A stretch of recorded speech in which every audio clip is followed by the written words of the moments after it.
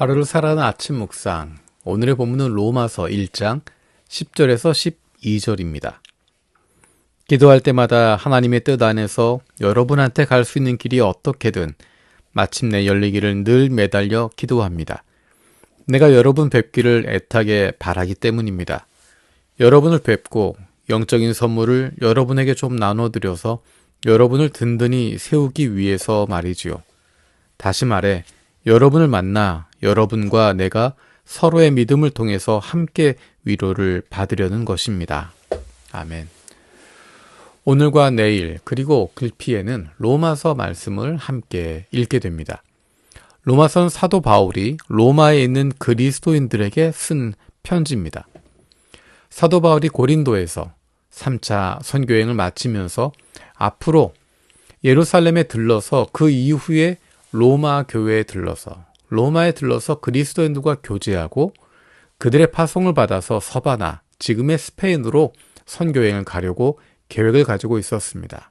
그리고 그 내용을 담고 있는 것이 바로 로마서입니다. 로마서는 바울이 직접 만나지 못했던 사람들입니다. 바울이 세웠던 교회가 아니고 바울을 만난 적 없는 사람들이 대부분 있었습니다. 그래서 사도 바울은 내가 어떤 사람인지, 사도 바울 본인이 어떤 사람인지, 그가 가르치고 있는 복음이 어떤 것인지에 대해서 자세하게 정리해서 이야기하고 있습니다. 그 전에 관계가 없었기 때문에 자세하게 그의 주장들, 그가 가르치고 있는 내용들을 차분하게 정리하고 있는 것입니다. 그래서 로마서의 내용은 복음의 내용을 잘 정리했다, 논문처럼 정리가 되어 있다라고 이야기합니다.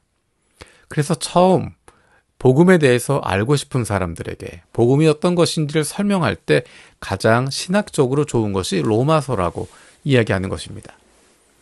이렇게 되면 바울이 일방적으로 로마에 있는 교인들, 로마에 있는 사람들을 가르치는 입장인 것 같습니다. 그런데 재미있는 것은 사도 바울이 로마서를 쓰면서 이렇게 이야기합니다. 서로의 믿음을 통해서 함께 위로를 받으려는 것입니다. 라고 이야기합니다. 내가 여러분에게 한 수 가르치겠습니다. 혹은 나에게 이것을 배우십시오. 라고 이야기하는 것이 아니라 서로의 믿음을 통해서 함께 위로를 받으려는 것입니다. 라고 이야기합니다. 이것은 단순히 사도 바울의 겸손한 표현으로 볼 것이 아니라 실제로 이것이 신앙의 모습이라고 하는 것을 우리에게 보여주고 있습니다. 우리에게 익숙한 것은 누군가가 나를 가르치는 것입니다. 혹은 내가 누군가 위에서 가르치는 것, 지도하는 것, 그런 모습이 익숙합니다. 하지만 신앙의 동지라고 하는 것은, 함께 신앙을 가져간다고 하는 것은 서로 영향을 주는 것입니다. 서로의 믿음을 통해서 함께 위로받고, 함께 격려받고, 함께 힘을 내게 되는 것입니다. 신앙적으로 강한 사람도 있고 약한 사람도 있습니다. 어떤 사람은 강한 믿음을 가지고 있지만 어떤 사람은 조금만 힘들어도 흔들릴 수 있습니다. 그런데 놀라운 것은 이들이 함께 모여 있을 때 서로를 세워줄 수 있다는 것입니다.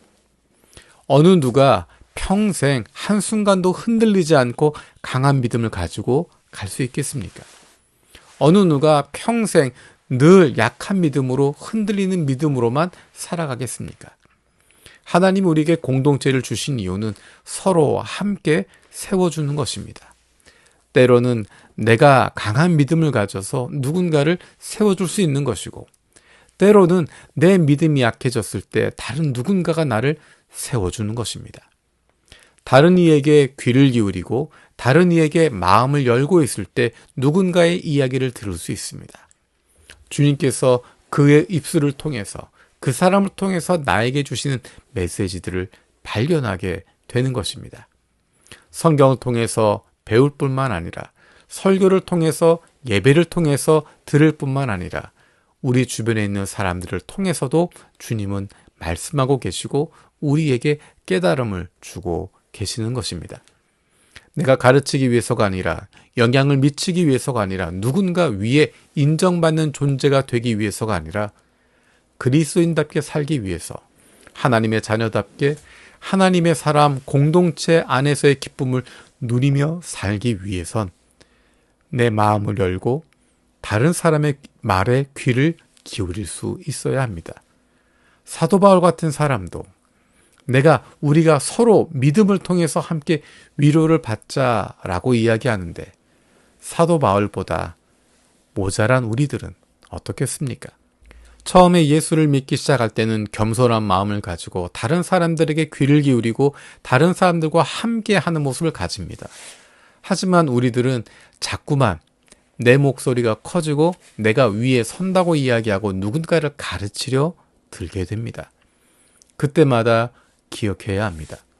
예수님의 모습을 기억하는 것입니다. 사도 바울의 모습을 기억하는 것입니다. 우리 공동체 안에서 나는 누군가에게 영향을 주고 누군가는 나에게 영향을 주고 나를 성장시켜 주는 것입니다. 그래서 주님께서 우리에게 공동체를 허락해 주셨고 그 공동체를 통해서 우리의 믿음이 성장할 수 있도록 우리의 믿음이 더 뜨거워질 수 있도록 우리의 믿음이 서로를 위로할 수 있도록 그로 말미암아 이 땅 위에서 하나님 나라 공동체의 기쁨을 누리며 살아갈 수 있게 만들어 주십니다. 신앙의 연륜이 깊어질수록 내가 더 많은 것을 배울수록 더 겸손한 모습으로 낮아지고 다른 이들을 섬길 수 있는 다른 이들의 이야기에 귀를 기울일 수 있는 하나님의 사람들 되기를 원합니다. 살아계신 하나님 감사드립니다. 로마서를 통해서 바울의 이야기를 듣습니다. 바울이 로마 그리스도인들에게 서로의 믿음을 통해서 함께 위로받자 이야기했던 것 기억합니다.